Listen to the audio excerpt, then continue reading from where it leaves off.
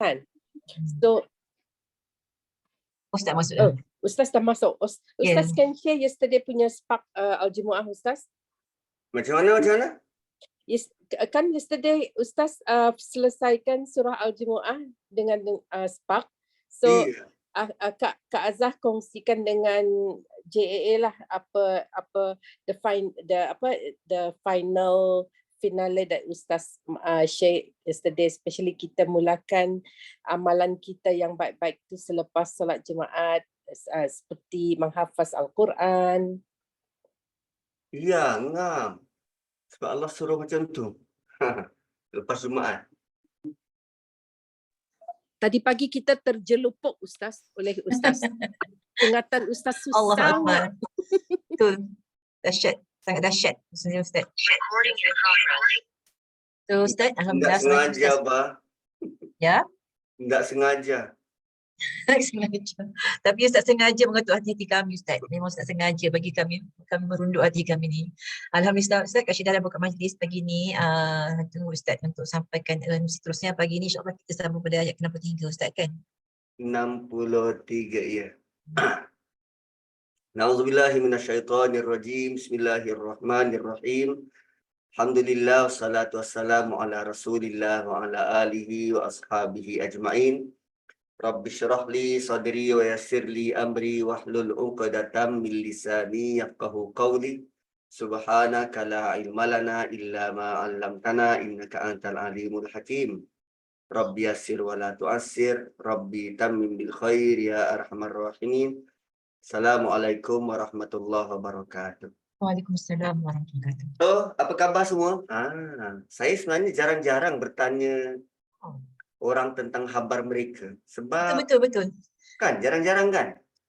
Sebab rasa macam tak apalah, aku nak cerita pasal Quran je. Kan yang lain-lain tu tak apa, itu trivia je tu. So kita teruslah pada ayat Quran. Ayat 63. Yas'alukan nasu 'anis sa'ah qul innama 'ilmuha 'indallah wa ma yudrika la'alla as-sa'ata takunu qariba.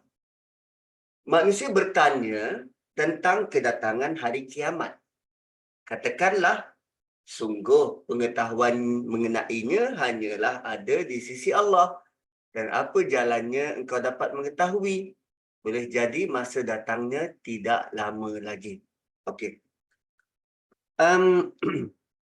Pertanyaan semacam ini berulang kali ditanyakan. Yas'alukan nasu 'anis sa'ah. Kalau dalam surah Mulk, apa ayatnya tu? Ingat tak? Dalam surah Mulk. Apa? Aku lupa dah. Tiba-tiba hilang ingatan. Surah Mulk. Yaqub mata hadzal wa'du in kuntum sadiqin. Bila benda ni berlaku kalau kau betul? Kan? Dan kalau dalam surah Sajadah juga mata hadzal wa'du in kuntum sadiqin. Mata hadzal fathu in kuntum sadiqin.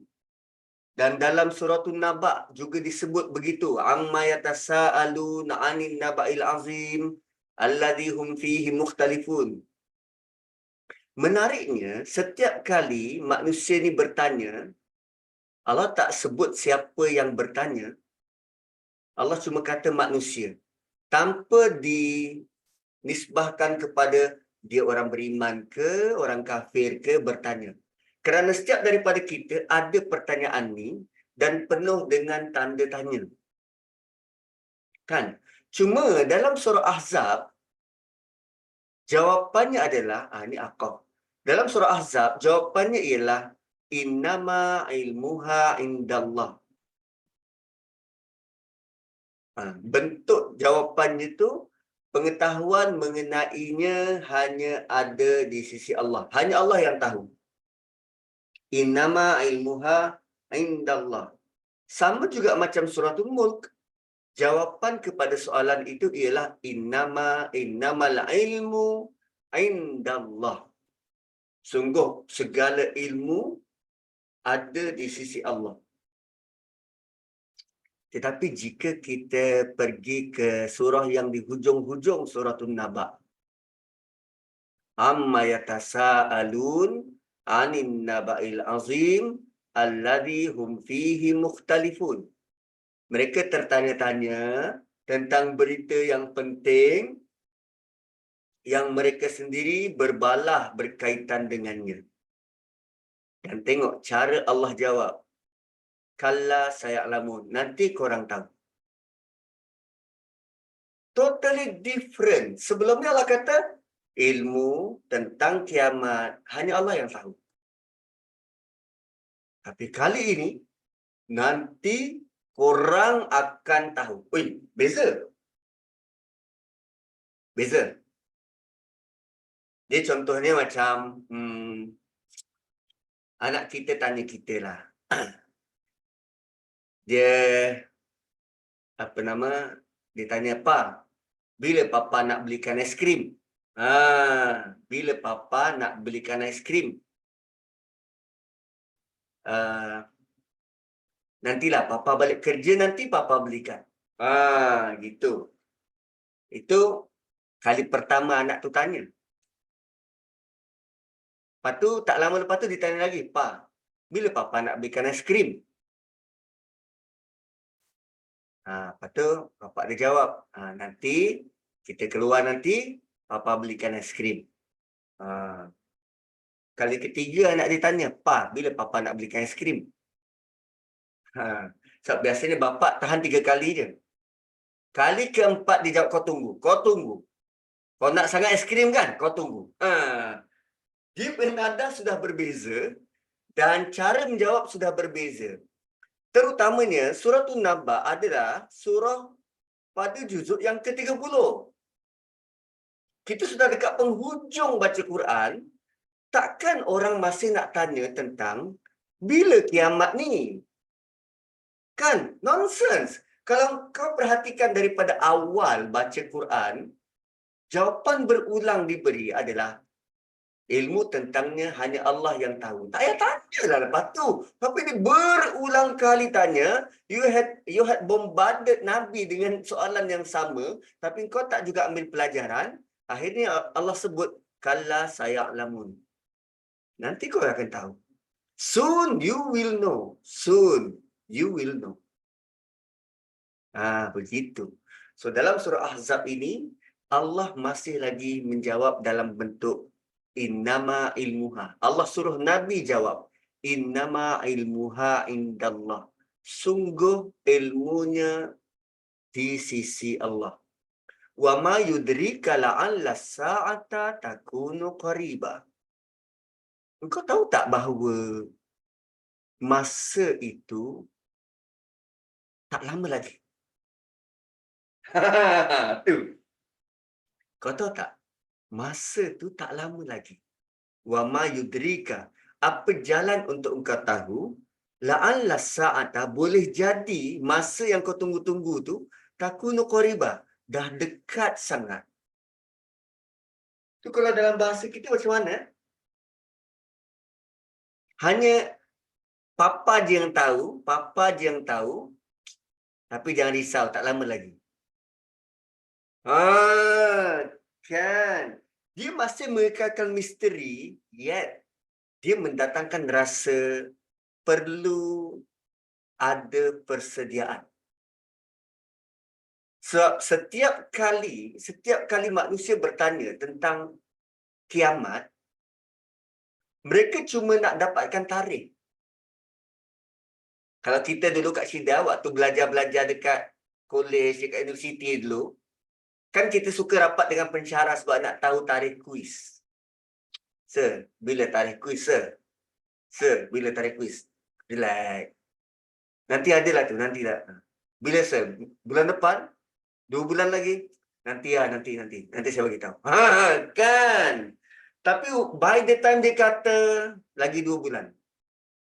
Bila, sir? Minggu pertama, minggu kedua? Kita cuma nak tarikh.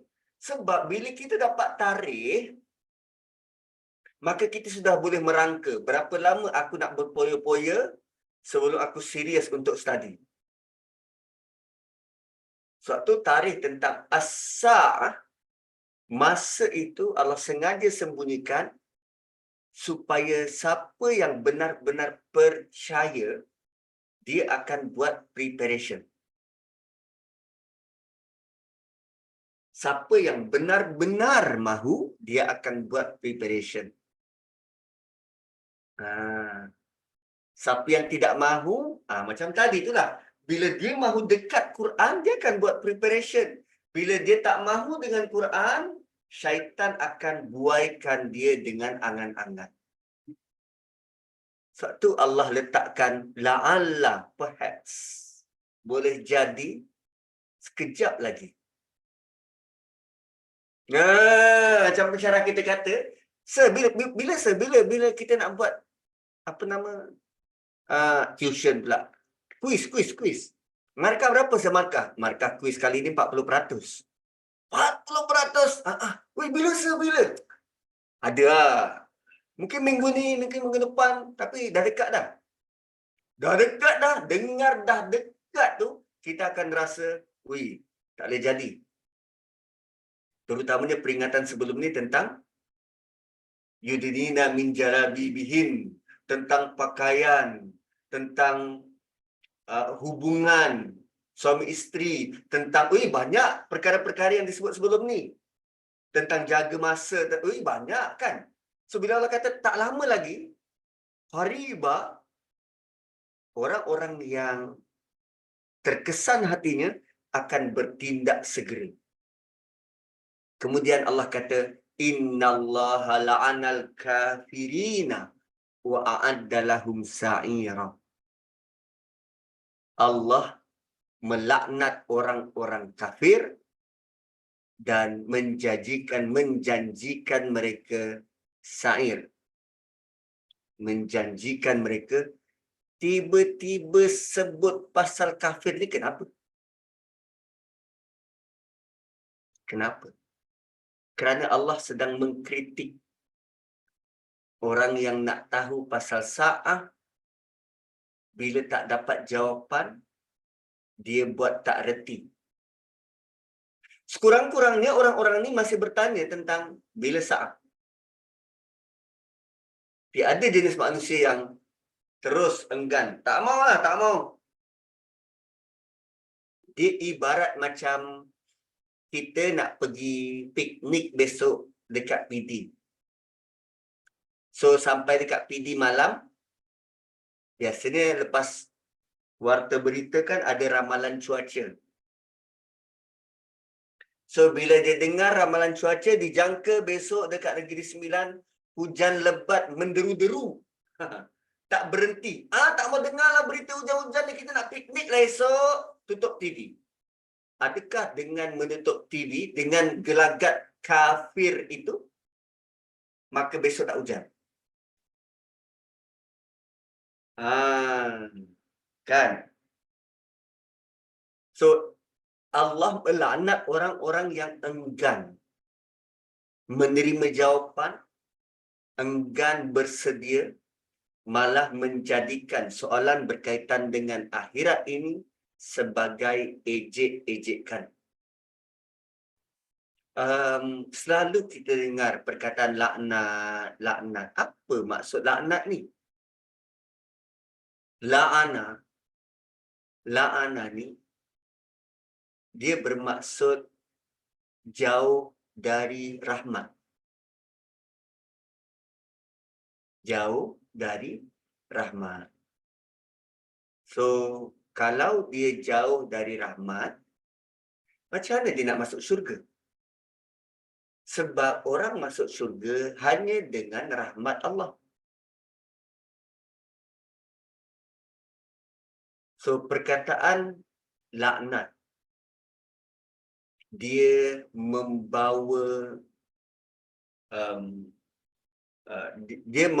idea jangan mimpi mahu bau syurga.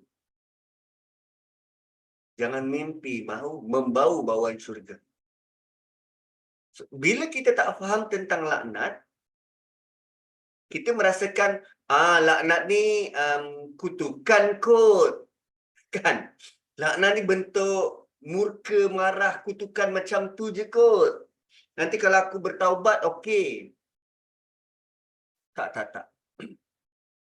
Apa benda simple yang Allah laknat? Lelaki jadi perempuan, perempuan jadi lelaki. Tapi dengan ancaman laknat itu, mereka tidak gentar pun. Malah menjadi-jadi. Lari ke Australia bagai. Sedangkan diancam dengan laknat oleh Allah dan Rasul. Apa lagi Allah laknat? Makan riba. Sehingga kan tak disebut dalam Quran apa hukuman bagi pemakan riba. Tak. Kenapa tak sebut? Sebab hukumannya mungkin tak tergambar.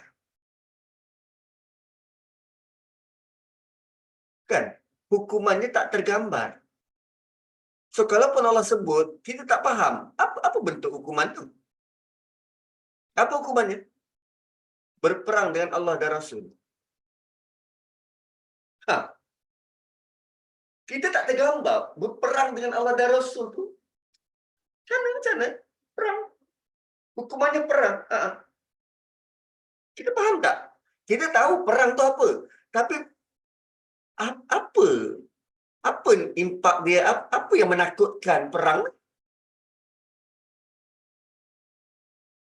Sekali pertembungan macam tu je ke atau macam mana bentuk peperangan tu macam mana? Ada je kita menganggap perang mulut. Kan? So, bila kata perang dengan Allah dan Rasul, kerana kita tak faham bentuk ancaman tu, maka kita anggap makan riba sikit-sikit tak apa kot. Kita tukar je lah nama dia jadi interest. Jadi bunga. Duit kopi. Macam-macam. Kan? So, perkataan laknat itu maksudnya mereka jauh dari rahmat. Bila jauh dari rahmat, dia tak ada peluang untuk masuk syurga. Pertama, dia dapat laknat. Yang kedua, dia dapat sa'ir. Sa'ir. Sa'ir ni apa? Api yang menyala-nyala. Api menyala-nyala. Saya nak digambarkan sa'ir ni. Sa'ir ni dia ada bunyi. Pernah tak kita bakar sampah? Korang kan orang bandar, mana boleh buat pembakaran terbuka? Aku dulu tinggal kat Sabah, petang-petang, sama ada bapa ataupun ada orang tua dekat depan rumah tu, dia suka bakar sampah. Dia sapu-sapu sampai kat laman rumah dia, kumpul 2-3 hari, bakar. Dah kumpul. So, bila dia bakar, kadang dia bakar dengan api yang kecil. So, yang keluar hanya asap. Kan, timbunan daun dibakar daripada dalam, yang keluar hanya asap. Tapi kadang-kala dia simbah dengan petrol. Bila disembah, bukan petrol, minyak tanah. Bila disimbah dengan minyak tanah, maka api itu makin marak dan makin marak, makin besar. Waktu api sedang intens, marak dan besar, kita akan dengar bunyi kritik-kritik daripada api itu. Sa'ir menghasilkan bunyi itu. Dan ialah kita waktu tu budak-budak, bila nampak api besar, kita tengok, wah, bestnya. So, time api besar itulah, pakcik-pakcik tu akan campak lagi daun-daun yang nak dibakar. Kan api besar, bila dia campak daun, api jadi apa? Api jadi surut balik. Sa'ir api tak akan surut, campaklah berapa banyak. Dia kekal menyala. Dia kekal menyala. Intensively. Intensively. Ada ke perkataan tu? Intensity dia kekal. Menyala-nyala. Tak akan padam-padam. Dia tak akan surut. Kekal begitu. Dan perlu diingat. Jangan sangka bila disebut kafir hanya kepada orang bukan Islam. Kafir juga merujuk kepada yang engkar arahan. Yang engkar arahan. Seorang Islam yang engkar arahan juga boleh jadi kufur semacam ini. Kan? Tu Quran dia memberi panduan yang jelas. Kita tidak syok sendiri. Tak pernah merasakan yang kita selamat. Tidak. Tapi dengan panduan macam ni, menjadikan kita lebih berhati-hati. Lebih kawal diri. So, laknat dan dapat sair. Cukup ke? Tak cukup. Allah kata khalidina fiha abada. Selama-lamanya di dalam tu. Kekal di dalamnya selama-lamanya. Kenapa tidak disekalikan? Patutnya khalidina fiha dekat sini. Dekat hujung 64. Kenapa diasingkan? Well, itu kan surprise. Habis baca 64, tarik nafas dulu. Oh, by the way, khalidina fiha abada. Kekal di dalamnya selama-lamanya.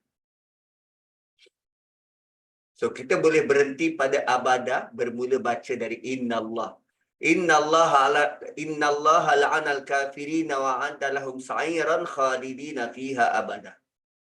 Firman baru sambung, la yajiduna waliyan wala nasira. Kekal. Kenapa kekal? Kerana mereka tak ada bibit-bibit mahu berubah. Suatu buat kesalahan, kalau dalam konteks surah ini, mereka suka mengutuk Nabi, mengutuk perempuan-perempuan beriman, suka menyakiti Nabi dan orang beriman, dan tiada tanda-tanda mereka mahu insaf dan berhenti. Katalah diberi tempoh usia 200 tahun, mereka tetap buat benda tu 200 tahun. Mereka tak mahu insaf, tak mahu berubah. Sebab tu kekal di dalam neraka selama-lamanya, walaupun tempoh waktu mereka buat itu sebentar, sekejap. Sebab mereka tidak mahu berubah. La yajiduna waliyan wala nasira. Ini lebih dahsyat daripada yang di atas. Kadang-kala Allah ada meletakkan ayat tentang masuk neraka tanpa menyebut khalidina fiha. Kan? Tanpa menyebut khalidina fiha. Boleh jadi kesalahan yang dibuat itu ada tempoh masa dan nanti dia akan dikeluarkan balik. Tapi kali ini Allah sebut dia kekal berada di dalamnya selama-lamanya. Berbeza dengan surah An-Naba, di sini Allah sebut ahqaba, ada tempoh masa. Labithina fiha ahqaba. Ada tempoh. Mereka tinggal di dalamnya beberapa hukum. Beberapa hukum. So, ahqaba ni dalam bentuk jamak. Sekurang-kurang jamak 3. Jadi, komentar daripada Ibnu Mas'ud tentang tempoh hukum ni, satu hukum ni sama dengan 80 tahun. 80 tahun, 1 tahun sama dengan 12 bulan. 1 bulan 30 hari, 1 hari bersamaan 1000 tahun di dunia. So, satu hukum sebenarnya berapa ribu tahun dekat dunia. Siapa ada kalkulator boleh tolong kirakan.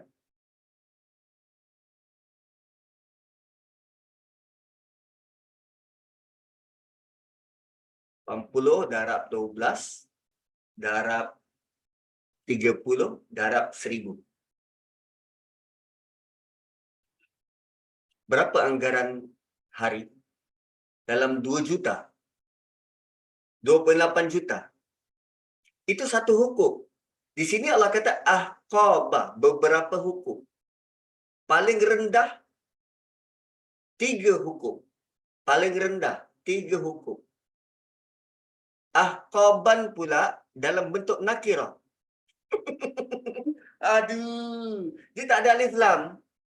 Dia dalam bentuk nakirah. Nakirah ni infinity. So, lepas satu hukum, satu hukum, satu hukum, satu hukum. Poin dia ialah kenapa Allah letakkan perkataan yang kita boleh gambarkan satu tempoh masa. Kalau macam tadi, khalidina fiha abada, selama-lamanya. So, tak payah kira lah berapa lama dah. Selama-lama ya. Tapi di sini ahqaba. Beberapa hukum. Why? Kerana nak menambah rasa seksa tu. Kan? Macam kita kan. Tunggu orang rumah kita bersiap. Tunggu orang rumah bersiap. Kita dah kata yang majlis mula jam 11. Daripada rumah, daripada Putrajaya nak pergi Shah Alam, kalau tak jam, setengah jam, kalau jam, sejam. So, kita kena keluar dari rumah pukul 10. Okay, yang? Okay. Okay, bang. Lelaki bersiapkan sekejap. 3 minit.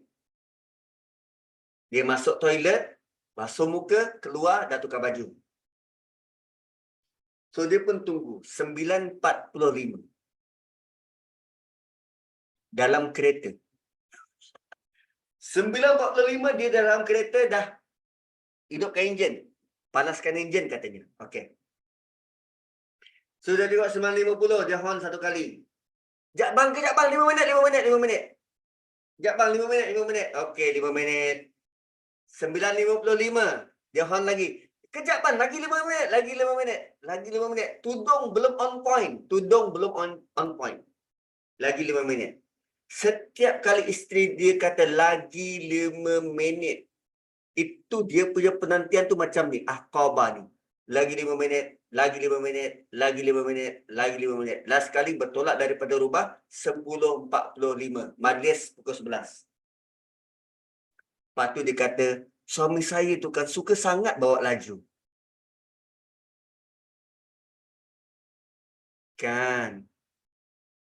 Suami saya tu suka sangat bawa laju.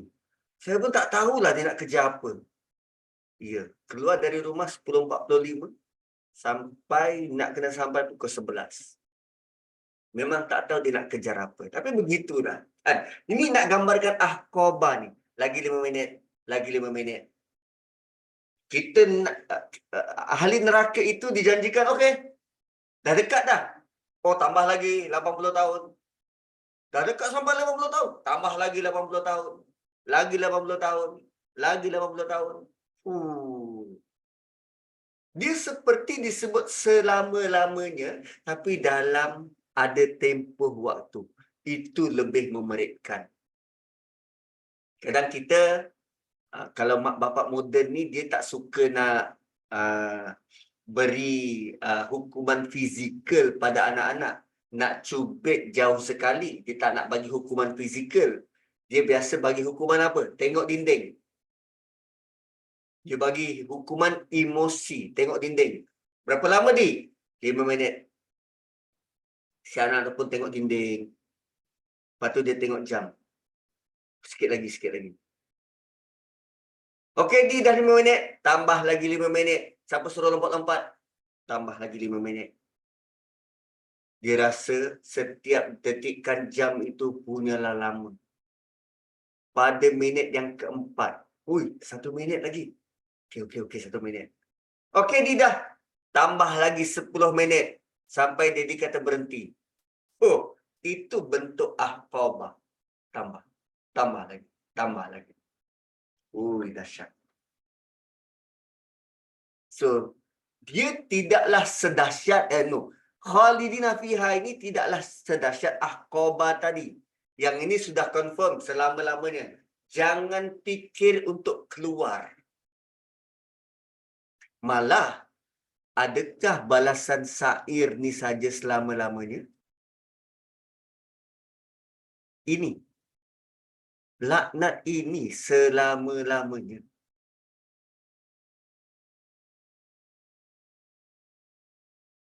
Bayangkan, dia dilaknat oleh Allah selama-lamanya. Ush. Kita kalau isteri kita merajuk paling tinggi 3 hari, dia akan cakap juga. Lagi-lagi kalau suami dia yang mulakan, yang abang minta maaf, yang abang minta maaf hujung rambut, hujung kaki atas segala dosa dan kesalahan yang abang buat. Walaupun abang tak tahu abang salah apa, tapi maafkan abang. Itulah abang ni. Orang cakap suruh mandi, tak mandi. Loh, pasal mandi ke? Kan, 3 hari merajuk tak nak ni. Semata-mata mandi lambat je lah. Itu kalau orang pulaukan kita. Kan biasanya kalau isteri marah suami, kalau dia tak bercakap, dia diam, dia pulaukan. Kita ajak berborak, tak nak. Kita rasa apa? Ui, peritnya. Bayangkan Allah tak nak cakap. Tak nak lihat. Tak nak bagi rahmat.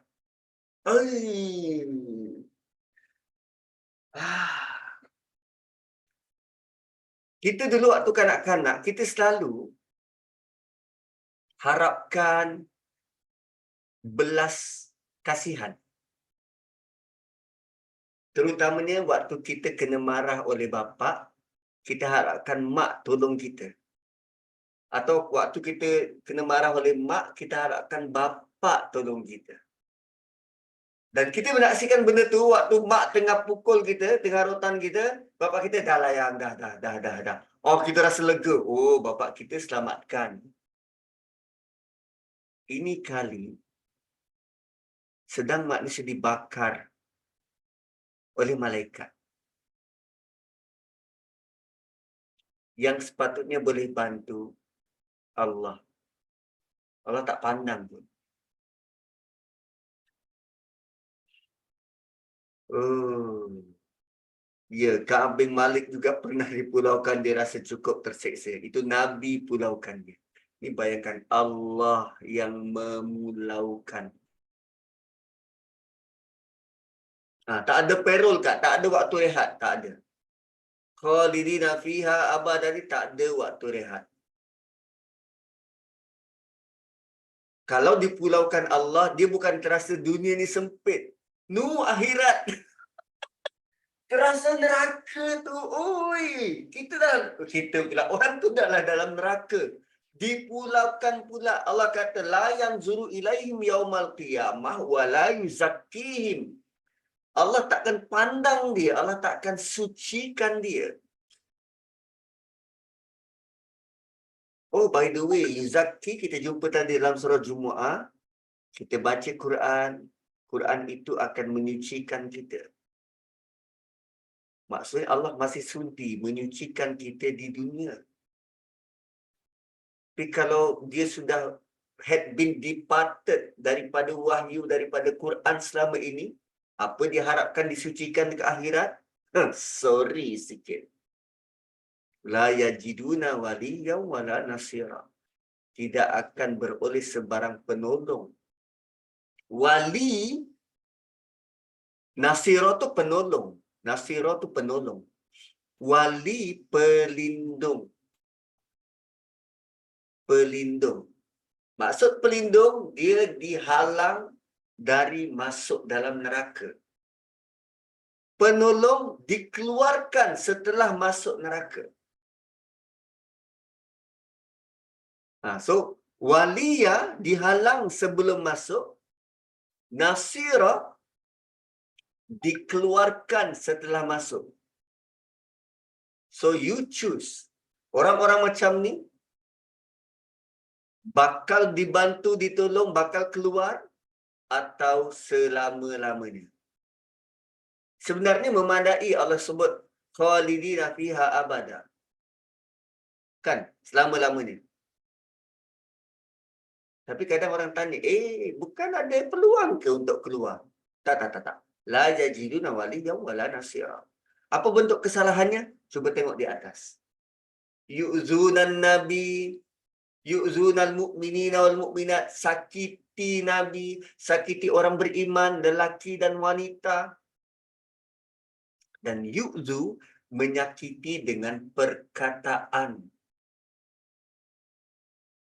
Sebab waktu dia menyakiti nabi dan orang beriman, tak ada rasa kesihan dalam hati. Tak ada. Tak ada rasa nak melindungi, jaga aib, jaga maruah, tak ada. Dia bambu semahunya. Malah bila dia melihat orang lain menyakiti Nabi, dia tak ada rasa nak tolong ke nak bantu. Tak ada. Lantak engkau lah. Satu jenis orang macam ni bakal kekal di dalam neraka selama-lamanya tanpa pelindung, tanpa penolong. Ui. Ni langsung tak ada. Kemudian yauma tuqallabu wujuhuhum finnar.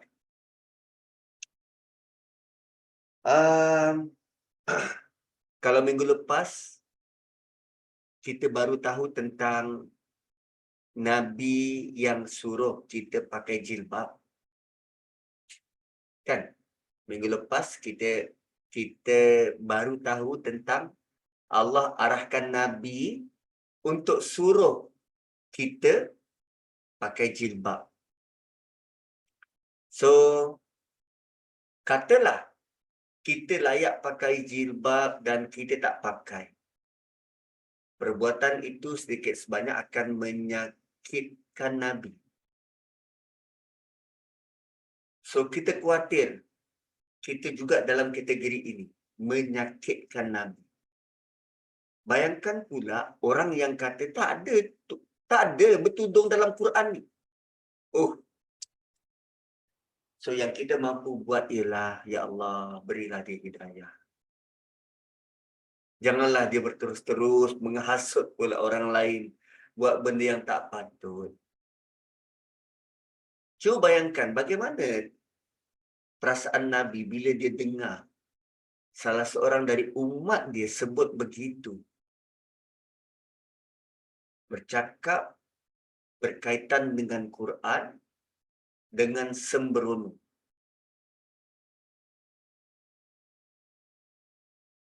Kan? Sebab tu ayat tentang azab Allah tidak berpada dengan hanya sebut satu kali, dua kali. Tak. Berturut-turut ni. 63, 64, 65, 66.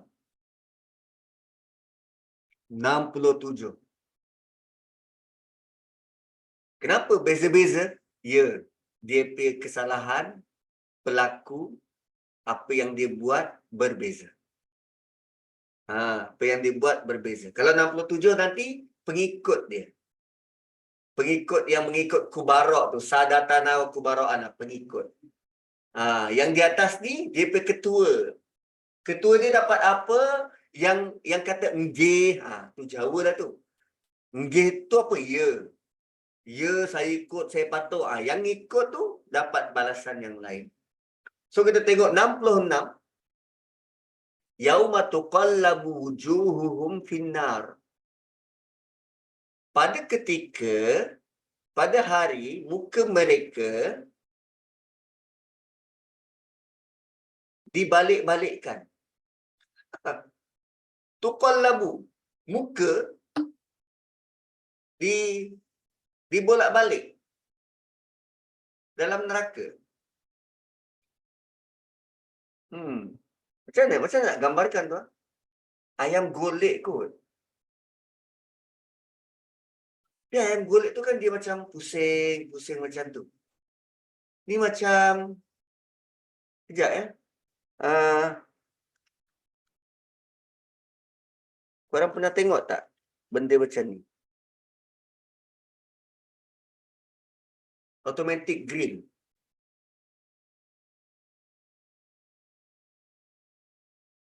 Yang bila dia pusing tu, kejap macam ni, kejap macam ni, kejap macam ni. Dia gambarannya sedang dipanggang. Sedang digrill, lepas tu muka dia tu, kira bila dia macam ikan tu kan, bila kita tutup, kan sedang terbalik-terbalik. Terbalik-terbalik. Dan sekarang Allah sebut tentang wajah. Kenapa wajah? Dia tak pernah kisah tentang air muka orang lain. Yauma tuqallabu wujuhuhum. Dia tak pernah kisah tentang muka orang lain. So, lazimnya wajah inilah bila Nabi dicaci, dimaki, kan ada rasa malu. Kadang muka Nabi merah kerana menahan malu, menahan geram. Muka orang beriman. So sekarang Allah beri balasan bahawa mereka bakal dipanggang. Tuqallabu wujuhuhum finnar. Bolak-balik dibakar dengan api. Boleh juga kita gambarkan apa? Penjual burger. Patty tu kan dibolak-balik. Daging burger tu dibolak-balik. So mereka sedang begitu, mereka sempat berkata, yaqulun, sentiasa mengungkapkan benda ni. Ya laitana, kan bagus. Ni tengah kena bakar ni. Tengah kena bakar. Kita pernah kena bakar? Pernah kena minyak panas tu? Aduh kan, kalau kena minyak panas, aku hanya melakonkan semula je.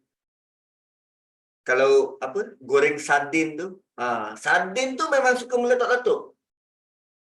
Tu yang bila campak di sardin terus sedia penutup periuk. Kalau tengok rumah orang-orang rumah bujang, kalau dulu sardin kan murah. Hujung-hujung minggu masak sardin. Dia siap pakai raincoat, baju kalis hujan, siap pakai helmet, sudip, dia ikat dengan mop, batang mop, sudip ke ujung batang mop. So tin sardin tu dituang seras macam tu, lari dulu, lari biar macam tu. Gaul dari ujung. Mak-mak kita selamba. Buang macam tu, kena sikit je, tak ada apalah ni, macam tu je. Kan anak saya yang sulung tu Nuha. Oi, dia memang suka memasak setakat kena minyak panas. Kan terlecur kena kena hot pan. Tak ada apalah ni, gitu-gitu je. Ui, memang tahanlah dia. Percikkan minyak tu dia boleh tahan. Tu baru darjah 6 tu masak macam tu.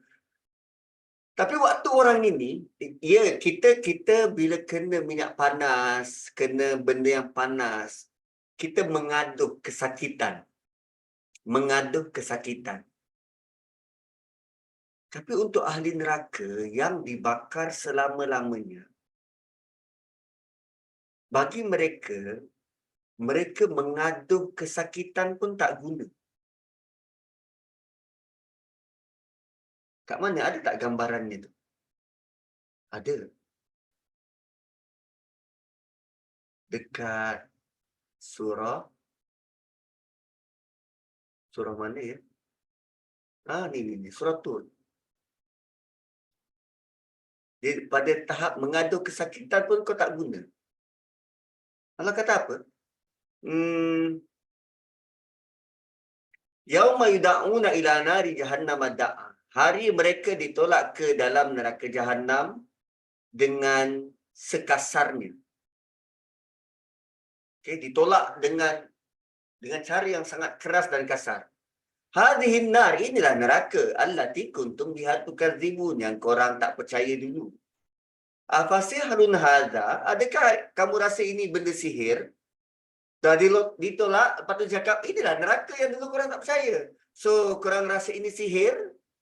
Nada sarkastik. Afasihrun hadza, kau rasa ini sihir? Am antum la tusirun, atau korang masih belum nampak? Islauha fasbiru, rasakan dan bersabarlah. Islauha, rasakan. Burn in it. Burn in it. Kan kita bakar. Yang layak cakap macam tu siapa? Malaikat dalam neraka je. Kan kita bakar. Fasbiru aw la tasbiru. Sama ada kamu bersabar atau tidak bersabar, sama je rasa dia. Sawa'un alaikum. So gambaran dalam surah Ahzab, benda tu sudah berlaku lama. Bagi mereka aku bersabar ke tak bersabar ke, sama je. Tapi selepas daripada itu, perkataan yang diulang-ulang adalah, ya laitana, kan bagus kalau kami taat pada Allah. Kan bagus kalau kami taat pada Rasul. Dia ulang dua pernyataan ini. Ata'nallaha wa ata'nar rasulah. Ata'nallaha wa ata'nar rasulah. Dua kalimah taat, dua ketaatan yang diulang banyak kali dalam Quran. Ada kalanya pengulangan perkataan ini dalam bentuk arahan. Taatlah pada Allah dan Rasul. Dalam bentuk pujukan. Taatlah pada Allah dan Rasul. Dalam bentuk guide. Surah Jumaah. Kan ayat pertama, ayat kedua tentang taat pada Allah dan Rasul.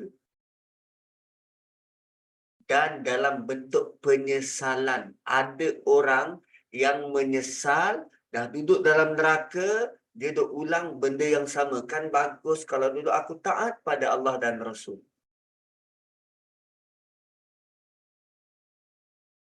Dia tidak nyatakan tentang benda lain.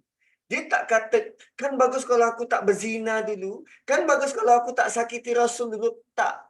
Dia sebut terus tentang ketaatan pada Allah dan Rasul. Ya laitana, kan bagus, kan bagus, kan bagus.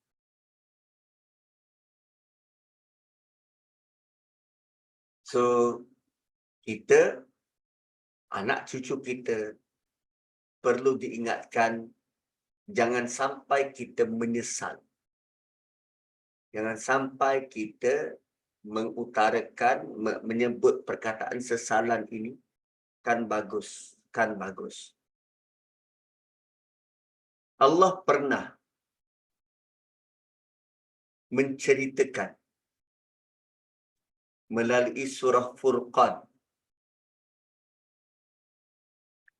Allah sebut yauma wa yauma ya'addu zalimu ala yadai.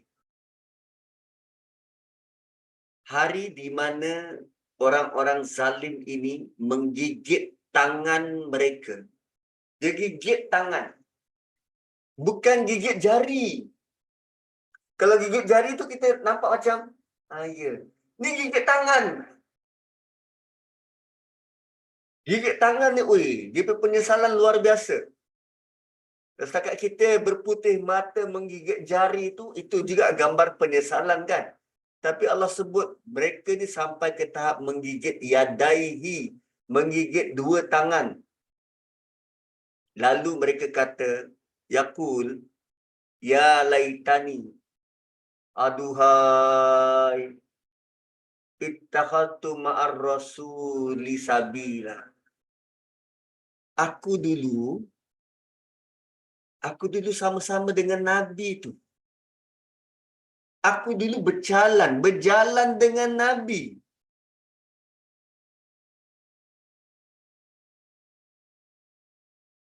Kan? Sama juga kita boleh kata, aku dulu satu kelas dengan Kak Syida tu.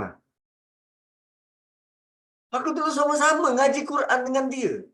Berjalan dengan Nabi. Sama dah, betul dah jalannya tu.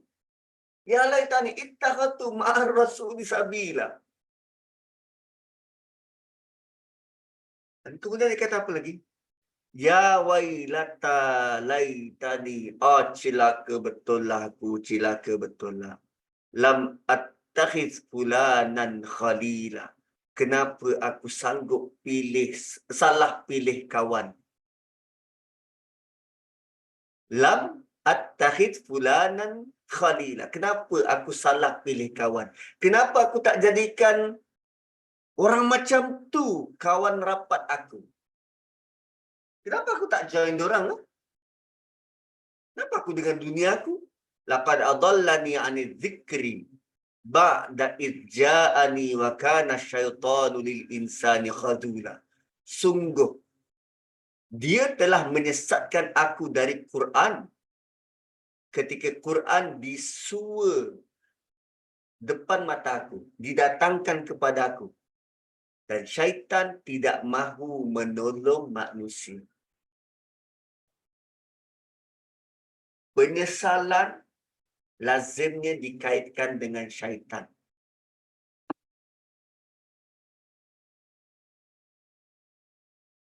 Sebab tu bila Nabi Yaqub sebut tentang syaitan ni aduwwum mubin, musuh yang nyata, dia benar-benar nyata.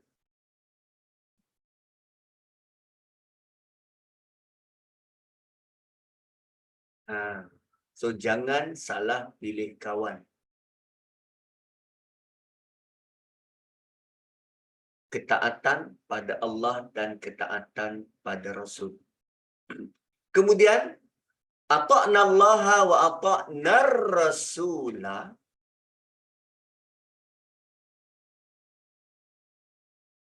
Okey. Ata'na Allah wa ata'na Rasula. La tu kenapa ada alif kat belakang? Sepatutnya kan Rasul. Rasul. Tanpa ada alif sebab ada alif lam. Ada ada alif lam tu, ar-rasul. So, dia letak kat belakang tu, dia menambah efek. Menambah efek. Efek apa? Keluhan yang panjang. Kan bagus kalau aku taat pada Allah dan Rasul. Menyesalnya. Selalu kan orang menyesal macam tu. Dia punya perkataan kat belakang tu panjang-panjang. Menyesal tak jumpa Dr. Munirah dari awal. Macam tu. Menyesal tu perkataannya panjang-panjang. So Allah letak efek Rasulah panjang. Tapi dekat sini, dari sudut bacaan, kita baca pendek. Tapi ada alif. Lepas tu ada tanda kosong bulat kat atas tu menandakan alif tu ada pada tulisan, tak ada pada bacaan. Kita baca pendek. Dan kita baca pendek pula bukan wa ta'na rasul, tidak dimatikan pada lam. Wa ta'na rasulah pendek. Kenapa? Ada alif tak disebut tapi tak baca macam normal. Ni macam mana ni? Gini. Yang menyesal ahli neraka, yang baca Quran ahli syurga. So ahli syurga, dia baca Quran, dia hanya nak dapatkan pengajaran, panduan supaya tak jadi macam tu. Tak perlu mimicking penyesalan ahli neraka. Tak perlu meniru penyesalan ahli neraka. Cukup dia tahu maklumat tentang ada penyesalan teruk nanti. Tentang ketaatan pada Allah dan taat pada Rasul.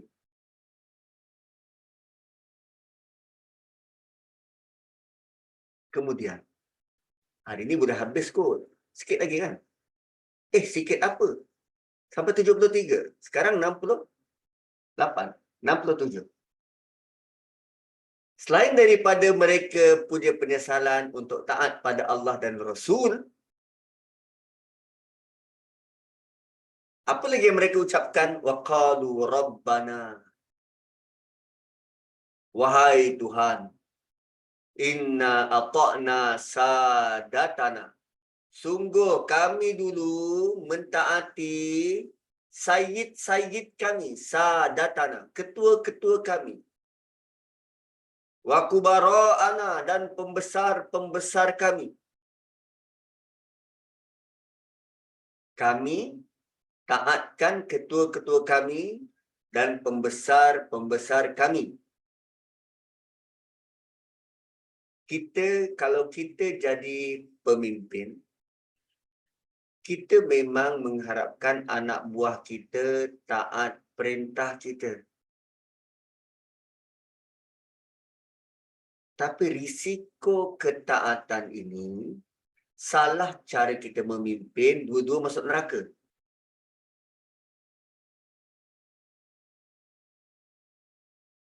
Salah kita memimpin, dua-dua masuk neraka.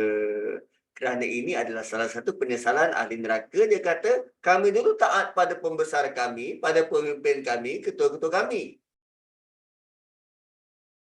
Kan? Pemimpin pembesar mengajar benda yang salah, mengajar benda kufur, buat benda tak betul, ajar ajaran salah. Kan ustaz-ustaz mengajar ajaran salah, amalan salah. Kan dah lah tak periksa dengan dalil yang betul, terus terima je. Ata'na. Sebab orang kat bawah ni ikut je. Ni macam Ustaz Nazri ni, ikut je. Sadatana wa kubara'ana. Di hujung tu, dia punya mata kail. Fa'adallu nasabil. Dia tu yang sesatkan kami. Dia tu yang sesatkan kami. Fa'adallu nasabil. Anak murid dah lah ramai. Fa'adallu na. Anak murid ramai. As-sabila. Mereka menyesatkan kami dari jalan yang benar.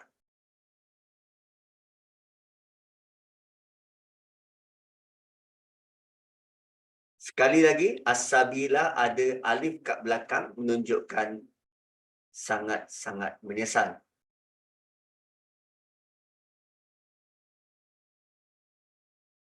So, tadi dia penyesalan dalam bentuk kan baik kalau aku taat pada Allah dan Rasul. Yang kedua, kami sebenarnya taat pada ketua kami. Diorang yang sesatkan kami. Dia apa nama? Mereka ahli neraka cuba menggunakan pendekatan blaming others. Kan? Blame game. Saling salah menyalah. Saling salah menyalah.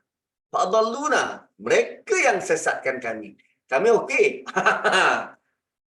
Kan? Diorang yang sesatkan kami. Ketua kami itulah yang sesatkan kami. Tu Ustaz Nazri tu lah tu. Ustaz Nazri tu. Na'udzubillah. Diorang itulah yang sesatkan kami. Lalu, ahli neraka ini berdoa. Rabbana atihim di'afain. Beri mereka azab 2 kali. Di'afaini minal azab wal'anhum la'nan kabira. Tadi mereka dapat laknat selama-lamanya. Khalidina fiha. Innallaha la'anal kafirina. Wa'adalhum sa'ira. Khalidina fiha. Laknat selama-lamanya. Kali ini, orang-orang itu yang ikut ketua mereka, menyalahkan ketua, dan sekarang dia berdoa minta pada Allah bagi ketua tu azab 2 kali ganda. Dan laknat 2 kali ganda. Wal'anhum la'nan kabira. Laknat sebesar-besarnya.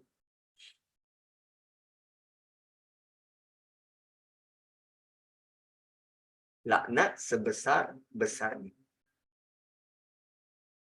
Oh, by the way, doa ini tergantung begitu. Allah tak sebut fastajabna. Tak. Allah tak kata kami mustajabkan. Tapi benda ini berlaku.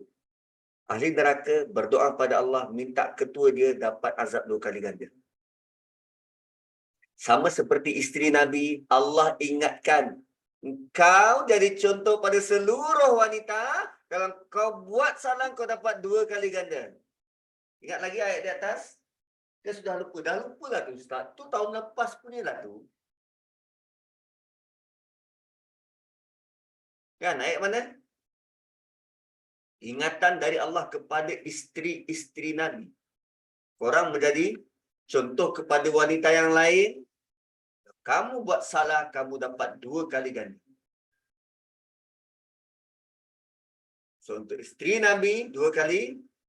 Ini untuk pemimpin-pemimpin yang menyesatkan umat, 2 kali ganda. 2 kali azab. Ayat 30. So, ayat 30, arahan dari Allah, amaran dari Allah. Ayat 68, permintaan ahli neraka.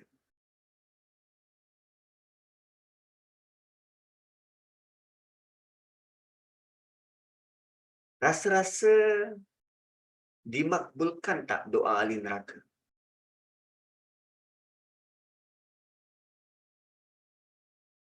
Entah, kita pun tak tahu. Allah tak nak tengok. Allah tak mau tahu. Kau kena seksa pada kau lah. Kau nak doa, kau boleh berdoa. Kan? Tapi ini antara bentuk penyesalan. Dia nak sampai ketua dia tu, dia azab 2 kali ganda. Dia azab 2 kali ganda. Oh. Kalau dalam tempat lain, dia minta datangkan ketua dia tu biar kami pijak kepala dia. Sama macam tu. Kita pun macam tu juga kan. Kalau kita geram, kan geram kat suami. Nak marah tak boleh. Tunggu dia tidur. Tidur kat ruang tamu tu. Tutup lampu. Bang, sorry bang, terpijak. Geram dia pasal kan. Pijak kepala dia.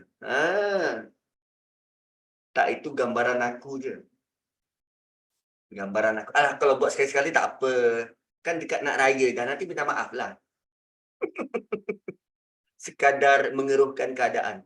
Rabbana atihim dhi'faini minal azabi wal'anhum la'nan kabira. Kemudian, ya ayyuhalladzina amanu. Ayat ini, kalau kita baca biasa, dia hanya peringatan kepada orang beriman jangan menyakiti Rasul seperti mana orang-orang Yahudi menyakiti Musa.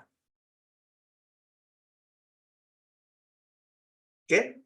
Jangan menyakiti Nabi seperti mana orang-orang Bani Israel mencaci Nabi Musa. Kalau dibaca sekali lalu, kita rasa, okey kot, kita tak menyakiti. Tapi, di sini disebut azau. Ayat di atas pun disebut azau. Kan? Di sini.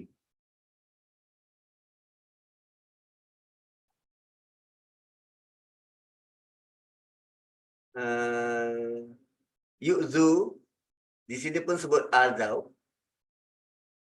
Dan in between tentang azab neraka. Itu yang lebih menggerunkan ayat ni. Hai orang beriman. Allah sebut ni, hai orang beriman. Jangan jadi macam mereka yang menyakiti Musa. Sebab in between tu azab neraka. So, sebut tentang menyakiti Nabi ni, kita tak tahu sebenarnya, adakah pengamalan sunnah kita yang kita rasa kita buat betul tu rupanya Nabi tak suka. Sebab mungkin kita salah faham tentang hadis Nabi, mungkin kita tak faham macam mana nak praktik dia, mungkin banyak kemungkinan.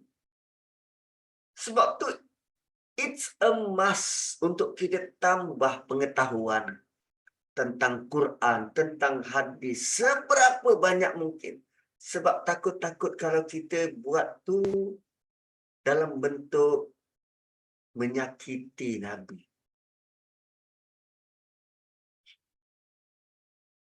Ya ayyuhalladzina amanu la takunu kalladzina azau Musa fabarra'ahu Allahu mimma qalu wa kana 'indallahi wajiha. Wahai orang beriman, jangan kamu sakiti. Jangan jadi seperti orang yang menyakiti Musa. Jangan jadi macam Bani Israel. Apa maksud menyakiti Nabi Musa? Pertama, tak ikut arahan. Yang kedua, banyak alasan. Yang ketiga, suka main-main. Tak ikut arahan, banyak alasan, suka main-main. Sembelih lembu. Apa diorang buat? Tak ikut arahan. Malah mereka datang dengan pertanyaan. Lepas tu banyak pula bertanya. Banyak helah.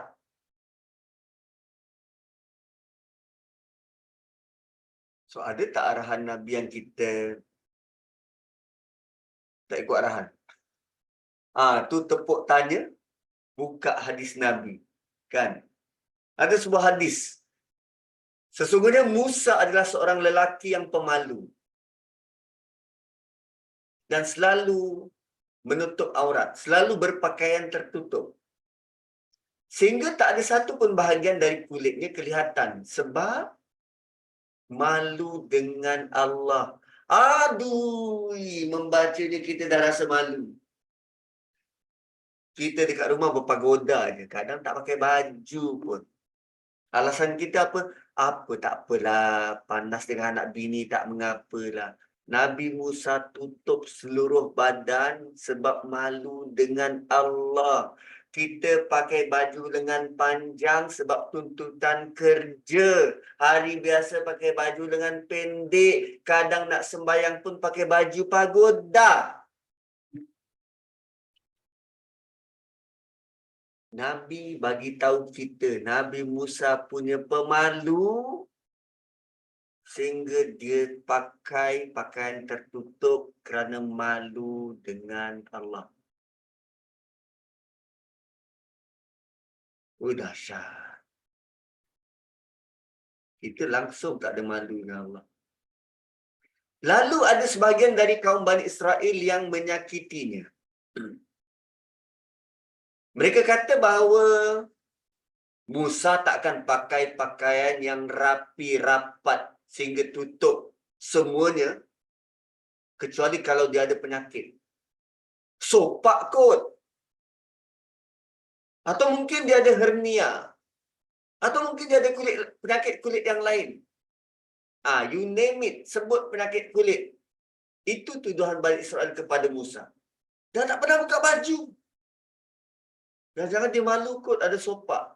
Sedangkan Musa malu dengan Allah. Dan sungguh Allah nak bersihkan Musa dari apa yang dituduh oleh Bani Israel terhadap Musa. Maka satu hari, Nabi Musa dalam keadaan sendirian, lalu dia buka baju, letak atas batu sebab nak mandi. Selesai mandi, Musa pergi nak ambil baju dia kat batu tu lari. Ini macam cerita puteri bunian mandi dekat sungai kan? Daripada sini kot orang Melayu dapat idea untuk buat cerita tu. Puteri bunian 7 orang, semua mandi-mandi, buka pakaian, buka dia punya apa nama? Macam feri punya kepak tu, buka letak dekat batu. Ada si awang tu dia pergi ambil. Kita buat cerita tu daripada hadis Nabi. How dare we are. Ini Nabi cerita, batu tu lari. Nabi Musa ambil tongkat, kejar batu tu. Hai batu, kembalikan pakaianku. Hai batu, kembalikan pakaianku. Sehinggalah Nabi Musa di hadapan sekumpulan orang Bani Israel. Dan mereka melihat Nabi Musa dalam keadaan telanjang sebagai seorang yang bertubuh sempurna. Tidak cacat, tak ada penyakit. Allah bersihkan dari apa yang mereka katakan. Dan batu itu stay, diam. Lalu Musa ambil pakaian dia, pakai. Lepas tu Musa buat apa? Dia pukul batu tu dengan tongkat.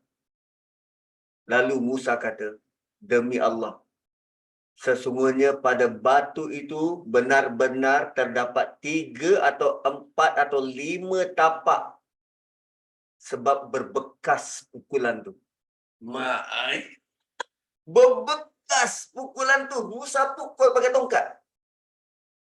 Berapa kuat pukulan Nabi Musa ni? Wallahu a'lam. Batu yang lari tadi tu berbekas. Kemudian Abu Hurairah berkata, itulah yang dimaksudkan dengan firman Allah, hai orang beriman, jangan kamu menjadi seperti orang yang menyakiti Musa. Maka Allah membersihkannya dari tuduhan yang mereka katakan, dan adalah dia orang yang mempunyai kedudukan terhormat di sisi Allah. So daripada ayat ni dan hadis itu, apa sebenarnya bentuk-bentuk yang kita boleh buat menyakiti Nabi? Kita mengada-adakan amalan bukan dari Nabi, lepas tu kita kata ini Nabi buat. Kan Bani Israel sedang buat begitu. Dia macam tu sakit kot. Buat tuduhan-tuduhan melulu pada Nabi. Pendapat kita kata ini datang dari Nabi. Buat hadis-hadis palsu. Menyakiti Nabi. Selain daripada tadi arahannya tak ikut, banyak alasan. Kan? Wah, kan? Fabarra'ahullah. Maka Allah membersihkan dari tuduhan-tuduhan mereka. Dan macam mana kedudukan Nabi Musa waktu itu dibersihkan? Allah sentiasa menjaga kedudukan para Nabi dan Rasulnya. Sebab mereka ni akan jadi contoh dalam masyarakat. Kalaulah kedudukan mereka rosak. Contohnya seperti peristiwa hadis Ifki. Ni peristiwa Zaid dan Nabi SAW. Kalau mereka diasak dengan tanggapan-tanggapan rosak, maka dakwah itu akan terganggu. Satu akhlak Nabi top notch, akhlak Nabi Musa top notch, maksum. Ada satu kejadian diriwayatkan bahawa Qarun mengupah seorang wanita untuk mengaku berzina dengan Nabi Musa sehingga dapat anak. Dan sedang Nabi Musa sedang mengajar agama, Qarun datang dan tanya pada Nabi Musa, kau pernah berzina? Dan kalau Nabi Musa sendiri berzina, adakah Allah akan menghukum? Maka Nabi Musa jawab, pasti Allah akan hukum kalau baginda berzina. Maka Qarun, dia duit banyak, dia boleh upah siapa saja. So dia keluarkan wanita yang diupah tu untuk mengaku yang dia dah berzina dengan Nabi Musa. Apa macam tu? Tapi akhirnya kisah tu dipendekkan. Saya pun tak tahu kisah ni macam mana. Tapi akhirnya wanita tu kata tak. Dia tidak buat begitu pada Nabi Musa. Tapi diupah oleh Qarun. Nabi sendiri pernah disakiti. Kan kalau tuan-tuan baca cerita peristiwa Ifki tu. Peristiwa Ifki. Cuba bandingkan bagaimana Nabi menghadapi peristiwa itu. Kita bandingkan dengan Aisyah. Aisyah. Siapa yang paling teruk kena?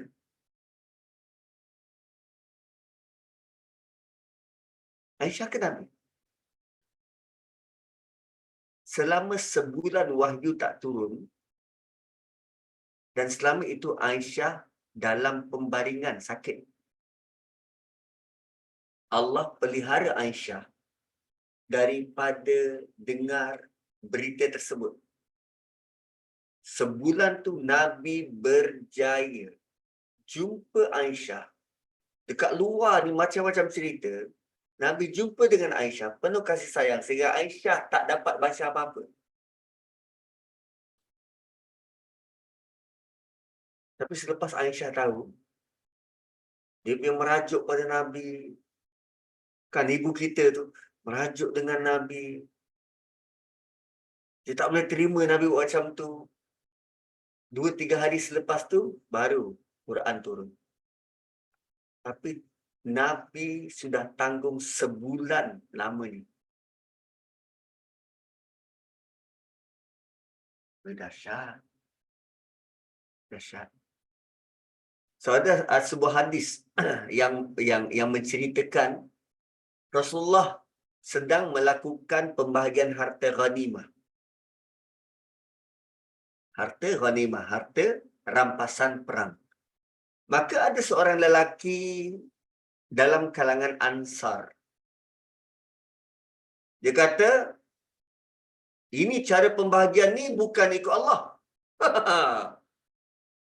Lamba cakap macam tu kan. Nabi sedang bagi harta rampasan perang. Dia boleh kata, ini bukan cara Allah bagi ni. Maka Abdullah bin Mas'ud kata, hai musuh Allah, syamkanlah.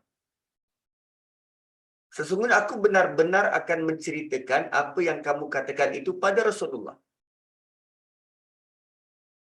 Ini Abdullah bin Mas'ud datang tampil protek Nabi. Lalu Ibnu Mas'ud dia cerita hal tu pada Nabi. Nabi punya muka berubah. Nabi marah. Nabi marah. Kemudian baginda bersabda, semoga rahmat Allah untuk Musa. Sungguh baginda pernah disakiti lebih dari ini. Tetapi baginda bersabar.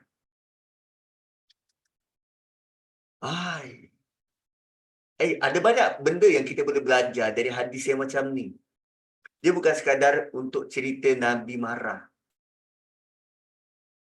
Tapi dia adalah tentang bagaimana Nabi menghadapi kemarahan. Kita juga lalui saat-saat tu.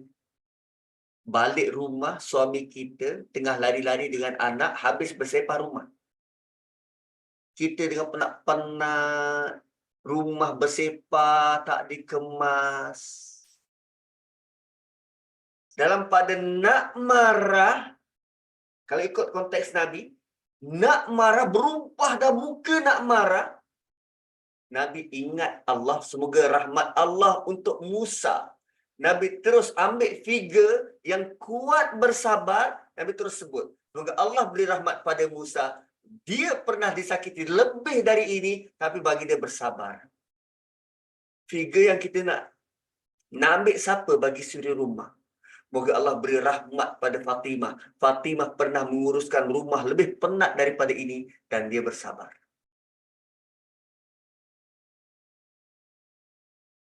So begitu hadis-hadis semacam ini, dia bukan menggambarkan, dia bukan hanya menggambarkan bagaimana Nabi marah, disakiti, pernah disakiti. Contoh Nabi pernah disakiti, tapi dia juga memandu kita bagaimana nak menghadapi kadar kesakitan yang dihadapi.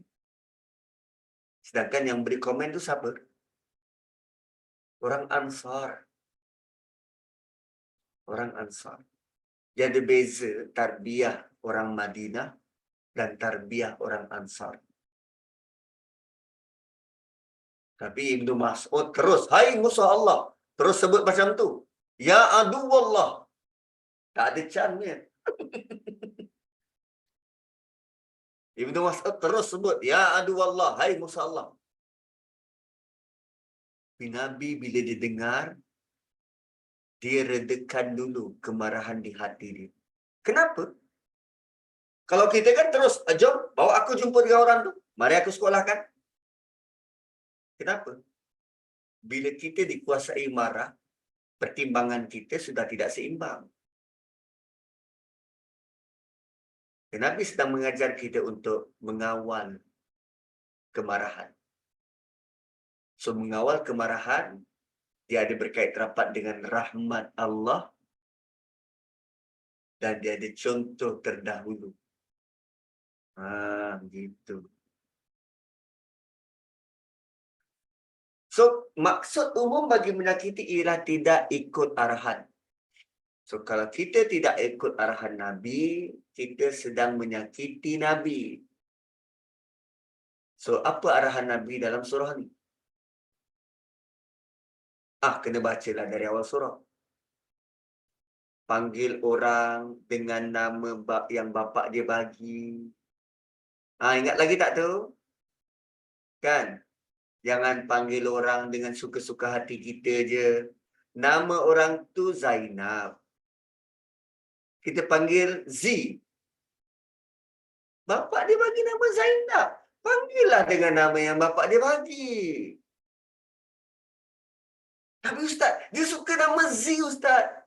Panggil Zainab, itu nama bapa dia bagi. Kan sebab kadang anak-anak ni, dia nak nama yang catchy. Zainab, nama kampung. Nama saya Nazri. Bapa saya bagi nama saya Nazri. Saya bangga sebab nama tu bapa saya bagi. Itu tidak terkait dengan orang yang ada dalam ni. Atau siapa-siapa ada kat sini. Minta maaf, minta maaf. Tapi begitulah. Sam tu, okey, nama Sam tu, sebab dulu ada apa? Ada cerita The Saint. Ingat lagi tak? Cerita The Saint. Okey, dia punya hero, nama hero dia Sam Casey. Nama hero dia tu Sam Casey, Roger Moore. Okey. Saya punya perangai dulu atau kecil-kecil, saya suka main sorok-sorok. Saya suka main sembunyi-sembunyi. Saya main sembunyi-sembunyi, tak kira ada kawan ke, tak ada kawan ke, saya menyorok sorang-sorang. Sampai ketika, The Saint tu, antara dia berkelebihan ialah, dia ada jam, dan bila dia tekan button dekat jam dia tu, dia jadi halimunan. Saya sangat suka. Sebab bila saya halimunan, orang tak jumpa dan orang akan cari-cari. Itu idea seorang kanak-kanak. Kanak-kanak yang mahu dia diberi perhatian supaya orang, mana si Sam? Mana si Sam? Saya suka benda tu. Biarlah orang cari-cari. Kan rupanya anak kita ada anak-anak kita yang perangai macam tu. Suka sembunyi. Saya pernah menyorok dekat dalam almari. Almari baju mak kat rumah. dengan harap kalau mak buka almari tu, anak aku! Macam tu. Tu. Anak aku! Kat sini rupanya. Mari sayang. Macam tu. Saya berharapkan macam tu. So, saya menyuruh dalam tu, tertidur. Tertidur. Berpeluh-peluh dalam tu. Malam mak saya masuk bilik baru buka. Loh, tertidur dalam ni. Gitulah. So, nama tu mak panggil aku Sam. Saya yang minta nama tu. Tapi begitulah kita. Kita nak ada nama yang mudah orang panggil. So, bapa kita beri nama yang dia sudah fikirkan. Inilah nama terbaik untuk anak dia. Apa lagi arahan Nabi daripada awal? Banyak. Tentang perang, tentang Ahzab, tentang hubungan Nabi dengan Zainab, dengan Zaid. Kan banyak kita belajar dalam surah ni. So, mana-mana arahan dalam surah ni, dia ada berkait rapat dengan kita ikut tak arahan Nabi. Dan antara arahan Nabi ialah patuh pada masa 11.33 sudah sampai masanya. Kembali kepada moderator. Alhamdulillah hari ni Ustaz tengok masa. Tak ada bahas kita masa kita hari ni insya-Allah. Tapi Alhamdulillah Ustaz, perkongsian Ustaz pagi ni bersambung daripada pagi tadi sampai sekarang ni masih lagi yang kata mind blowing. Lepas tu memang menggetarkan hati kami semua Ustaz pada ayat akhir ni Ustaz kan. Ayat ke-9 ni. Kita takut, kita tak tahu apa yang kita buat ni, apa yang kita amalkan, apa yang kita dah, kita maksudnya kita kena belajar dan mencari ilmu Al-Quran juga dan hadis-hadis untuk perbaiki amalan kita. Selama hari ni kita tak tahu, mungkin ada amalan kita yang menyakiti Nabi. Yang kita kata benda tu daripada Nabi, amalan Nabi. Tapi sebenarnya Nabi tak kata pun, Nabi tak pernah endorse amalan tu. Tapi kita buat juga kan. Itu sebenarnya rupa-rupanya salah satu daripada cabang-cabangnya kita menyakiti Nabi. Bila kita belajar Al-Quran ni, baru kita tahu. Kalau kita tak belajar, kita tak tahu Ustaz. Kalau tak belajar, kita macam sendiri lagi Ustaz. Kita confidence dengan diri kita apa kita amalkan Ustaz kan.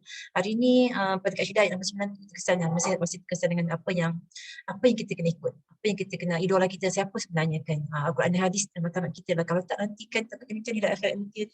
Kita kosong dia balik nanti Rasulullah SAW kan Ustaz. Terima kasih Ustaz atas perkongsian pagi ini. InsyaAllah panjang juga lah, tapi insyaAllah kita akan sama lagi pada pagi setelah datang untuk surah ni lah. Surah Al-Ahzab ni kan. Masih lagi yang kata, banyak-banyak informasi kita dapat pagi ni insyaAllah. Mudah-mudahan apa yang kita dapat pagi ni, kita ada sebagai kata ilmu yang manfaat yang diajarkan Ustaz dan juga bagi sahabat kepada Ustaz juga di sana nanti, dan sama-sama kita menyaksikan antara satu sama lain yang kita pernah belajar Al-Quran dan juga hadis-hadis Al-Quran yang sampai ke Ustaz untuk bawa kita di jalan yang benar. Sabil-sabil yang Allah bagi kat kita tu jalan untuk jumpa Nabi SAW. Ustaz. Terima kasih Ustaz. InsyaAllah saksikan kami bahawa kami belajar apa yang Allah ada rasa suruh belajar dan disampaikan Ustaz. Sahabat-sahabat semua, dengan itu kita interaksi kita dengan tasbih kafarah dan surah Al-As. Subhanakallahumma bihamdik. Asyhadu an la ilaha illa anta wa nastaghfiruka wa natubu ilaik. Wal 'asri innal insana lafi khusr illa alladhina amanu wa 'amilus solihat wa tawasaw bil haqqi wa tawasaw bis sabr. Sebelum saya tutup, baru nampak sini Allah sebut wajiha, menggunakan wajah. Wa kana indallahi wajiha. Musa dimuliakan di sisi Allah. Allah sebut wajah. Dan sebagai imbalan kepada hari di mana wajah ahli neraka itu dibolak-balik. So di atas ada wajah yang muram durja mencuka, di bawah ada wajah yang dimuliakan. Wallahu a'lam. Okey, bye-bye. Terima kasih Ustaz. Terima kasih. InsyaAllah. Terima kasih Ustaz. Ustaz, kita sebenarnya kita orang ni masih malu dengan suami Ustaz. InsyaAllah masing-masing kita kita rasanya walaupun kita suami isteri tapi mesti ada perasaan malu, suami nak kat baju ke, bersama-sama lebih-lebih ke, kan betul-betul kata kita tu kata berlapik lah kan. Tak semuanya kita boleh sembang dengan suami kita kan. Terima kasih semua, sahabat-sahabat semua, harap diharapkan ada suara pantunan. Ada terbuka Diharapkan pun. diharapkan Ustaz pagi ni berkenaan dengan idola kita Nabi Muhammad SAW. Sekiranya apa yang kita dapat tu biarlah betul-betul daripada Nabi. Dan kita dah belajar banyak daripada Azab, surah Azab dan surah ke-30 berapa itu pun ada Nabi yang akan endorse setiap amalan kita. Kalau amal kita itu tak bertepatan dengan Nabi, nanti macam mana Nabi nak endorse amalan kita? Kita berdiri depan Nabi tapi Nabi menafikan apa yang kita buat itu bukan daripada dia. Dan ini lagi Allah ingatkan lagi pada ayat 49 ini kan. Jangan sampai kita sakiti Nabi pada kita dakwa benda itu daripada Nabi. Sebenarnya tidak. Carilah amalan yang betul-betul daripada Nabi. Betul-betul Nabi ajarkan. Sebab kita makin lama makin usia kita di hujung usia ni kan, kalau boleh janganlah kita ambil yang A+ amalan kita kan. Apa yang Nabi dah ajar, apa yang Nabi dah buat, dan juga pada Al-Quran sungguh-sungguh yang betul-betul meyakinkan kita yang kita akan jumpa Nabi nanti. Matlamat kita nak jumpa Nabi. Kita jumpa Nabi nanti kita akan clean. InsyaAllah dengan ilmu kita belajar ni Allah akan bagi pada kita kan. Itulah saya harap kepada sahabat-sahabat semua bila belajar Al-Quran dan hadis ni, pegangan kita teguhlah berdiri dengan sunnah dia, amalkan sunnah-sunnah dia sepenuh je.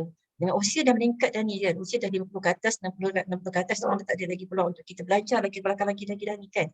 Hadap di depan ni. Itulah saya untuk diri saya sendiri sebenarnya, pernah buat pernyataan diri saya sendiri semua insya-Allah. Terima kasih sahabat-sahabat semua atas keadaan pagi ni. Insya-Allah kita sambung lagi pada setiap akan datang pada esok hari dengan surah apa? Surah Liza?